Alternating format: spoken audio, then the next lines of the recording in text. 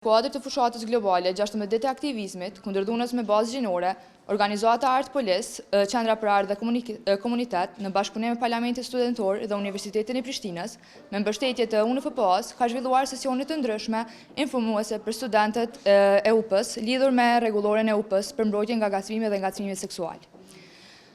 Gjatë kësaj fushate, ekipet e Art Polis dhe Parlamenti Studentor kanë punuar për t'i prezantuar studentëve të ri informacionet kryesore të kësaj rregullore në mënyrë të qasme dhe praktikme. Për këtë arsye, është krijuar një poster me QR code përmes të cilën studentët mund të qasen lehtësisht në shpjegimin e qartë të asaj çfarë përbën ngacmimi seksual dhe ngacmimi. Tekstin e plotë të rregullores së UP-s, hapa dhe linkun zyrtar se si mund të raportohet ky rast. Padyshim që mirëpresim këtë iniciativë të Parlamentit Studentor, por edhe të organizatës Art Polis, për shkak se unë besoj që kjo rregullore miratuar edhe në Universitetin e Prishtinës ka për qëllim të informoj studentët mbi një rregullore që gjendet aktualisht në UP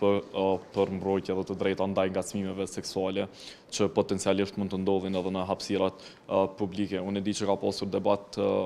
nga gjatë zjarrt edhe në mesin e Universitetit të Prishtinës, por unë besoj që kjo rregullore veç e plotson edhe e përmirëson imazhin e Universitetit të Prishtinës.